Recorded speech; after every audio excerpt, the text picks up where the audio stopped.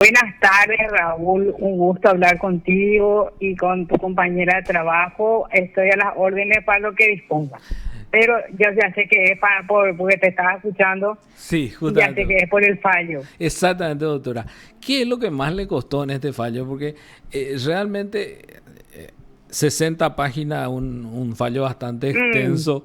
Sí, a mí me dicen bueno, que mi análisis no fue profundo, ¿verdad? Pero 60 páginas, ¿cómo voy a hacer eso en el poco espacio que bueno, tengo? mi obligación es explicar la sentencia. Y en este país muchas personas pueden leer e incluso no entenderla aún leyendo, ¿verdad? A veces que una explicación sintética como la que hacemos al terminar un juicio, ¿verdad? A veces no le llega a todo el mundo el mismo mensaje. O Exactamente. leyendo el mismo fallo puede tener otra visión.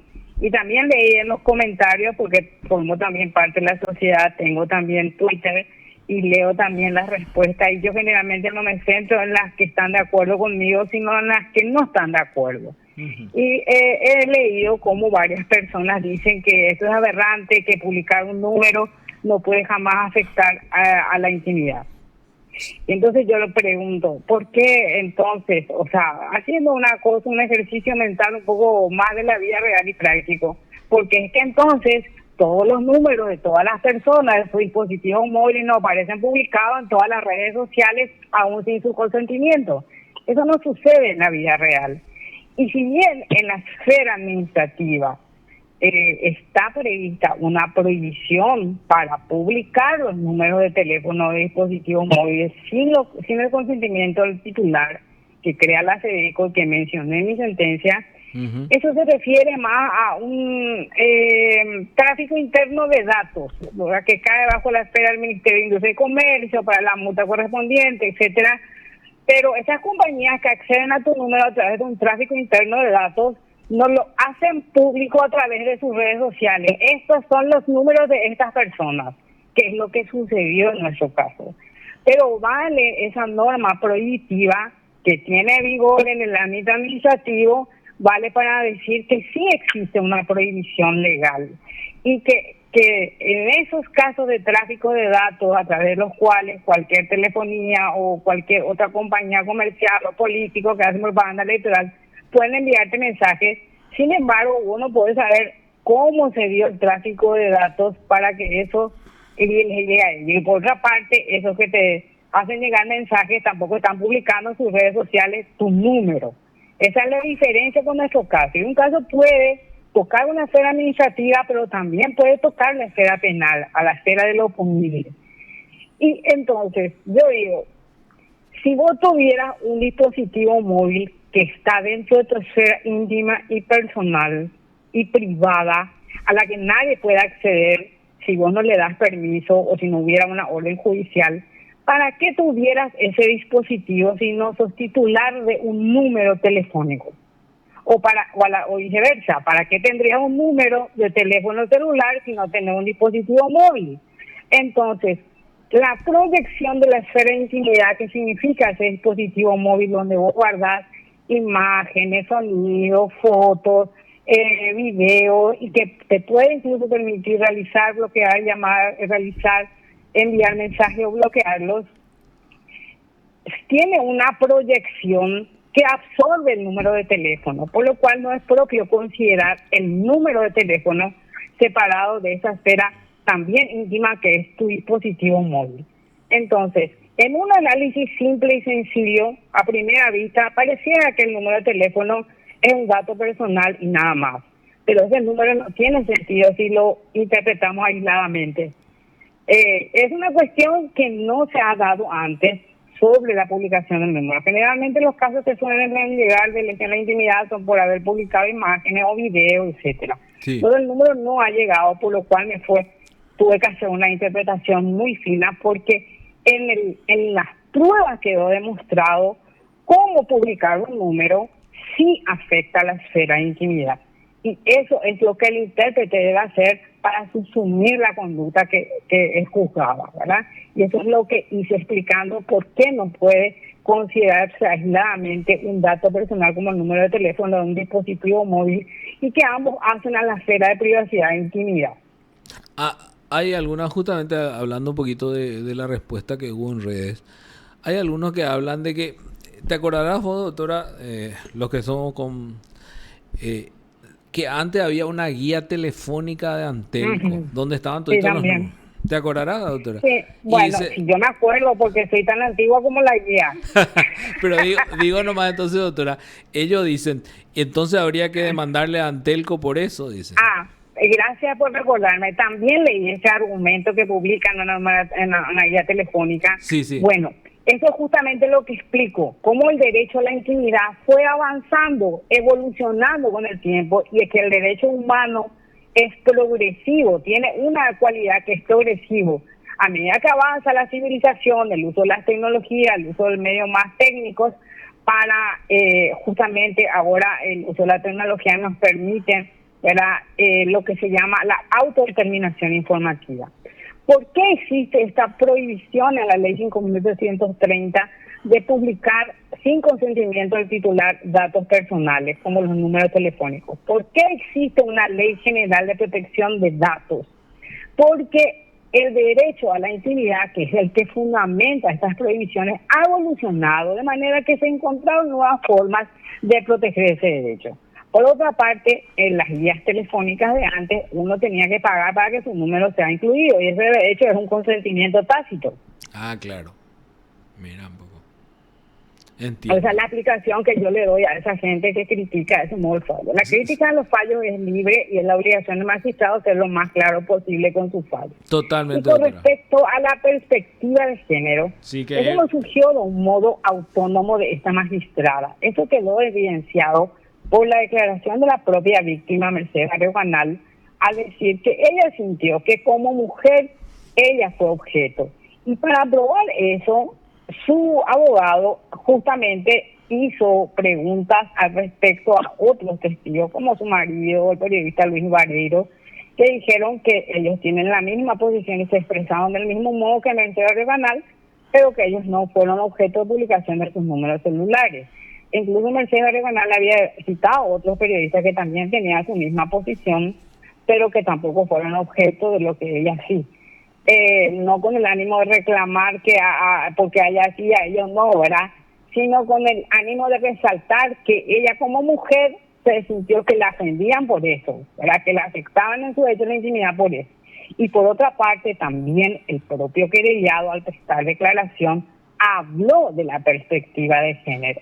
Y entonces, como el magistrado se tiene que pronunciar sobre los hechos que ha oído y visto en el juicio, es que me pronuncié sobre esa perspectiva de género a la que el señor Juan Vera le da una sola connotación de perversidad, según él, y a la que la querellante le dio una desigualdad en el tratamiento y una afectación por su condición de mujer.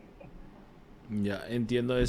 Realmente eso es uno de los pocos fallos donde veo también esto de la perspectiva de género y llamó mucho la atención también, llamó mucho la atención porque suena puede ser perspectiva de género. Sí, porque es una cuestión que genera muchas interpretaciones. De hecho, la perspectiva de género no solamente está vinculada a la desigualdad en el ejercicio de la vida personal o social o privada o pública del hombre y la mujer, también se refieren a la vulneración de los derechos de grupos minoritarios. Es por eso que hay que aclarar bien desde qué punto de vista la perspectiva de género se analizó en este fallo. Y es porque eso puso en evidencia la propia Mercedes Barrio Canal al hablar de su ataque, que fue objeto de ataque por ser mujer, y el propio Juan Vera, que manejó otros conceptos sobre lo que es perspectiva de género. Entonces, no es una moda judicial referirse a la perspectiva de género, es una obligación legal. Sí, realmente, porque eso también está. Los jueces están obligados a expedirse sobre los asuntos que se les pone a consideración. Y muchas veces no están en las normas también. Sí. Y sobre todo si yo he visto y he oído cuestiones como la que te estoy contando, que me dice la víctima, que me dice el acusado, es mi obligación pronunciarme sobre todos los aspectos que se han tocado. Y otra cosa que había dicho también el querellado, la defensa, es que ella es una persona altamente expuesta porque está al frente de las cámaras, de los micrófonos todo el tiempo, por tanto es una persona pública, y entonces cómo le puede afectar que su número sea público también. Y eso corresponde a un razonamiento erróneo, porque todas las personas por el hecho de ser tales, gozan del derecho a la intimidad. Y aún estas que tienen una alta exposición pública tienen una esfera íntima privada que puede y debe ser protegida. Porque, entonces, hagamos de nuevo el ejercicio mental, que no estuviera prohibido, fuera lícito y permitido que todo el mundo publicara el número de todo el mundo, aunque se trate de una... Eso no sucede en la vida real.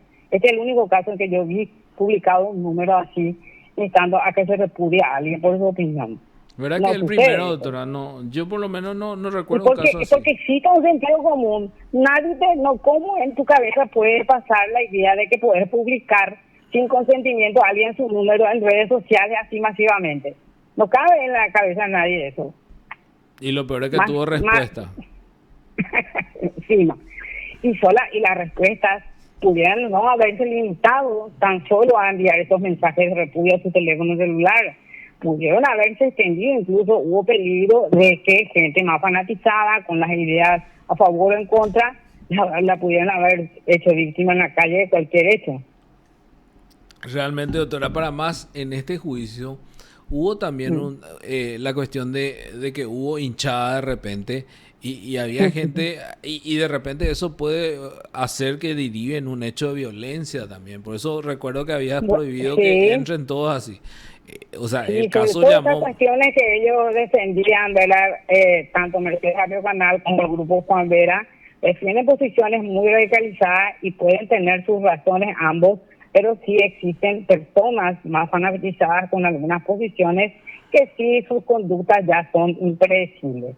Y por otra parte te quiero decir, ahora que me necesitan eso también surgió en el juicio de la propia declaración del acusado, que dijo, además, yo tengo 65,000 seguidores, imagínense, 65,000 seguidores suyos accedieron al número de la víctima, ¿verdad? 65,000 seguidores, y de 10 mensajes que me llegan, 8 son a favor mío y tal vez 1 a favor de la señora Menchi.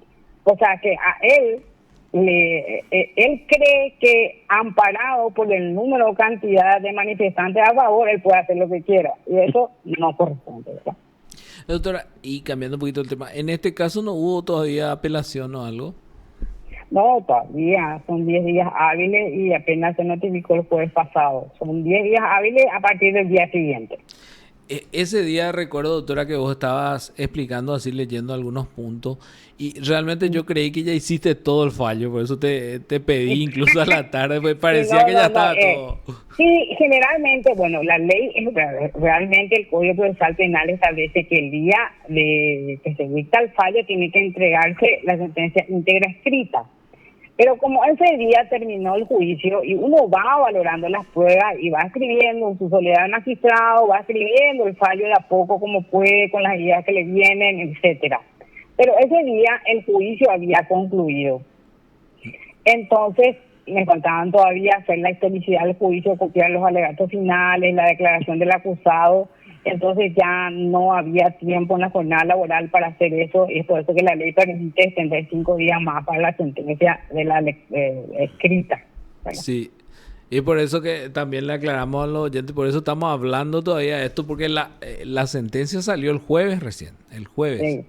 Yo, mira, yo no creo en la infalibilidad del ser humano, yo puedo estar equivocada, pero es lo que con convicción creo, y lo que escrito está, escrito está. Doctora, muchísimas gracias por tu tiempo, muy amable. A vos, Raúl, y gracias por darme el espacio para aclararme cosas. Usted está escuchando PDS. Estábamos así con la jueza Mesalina Fernández, quien fue la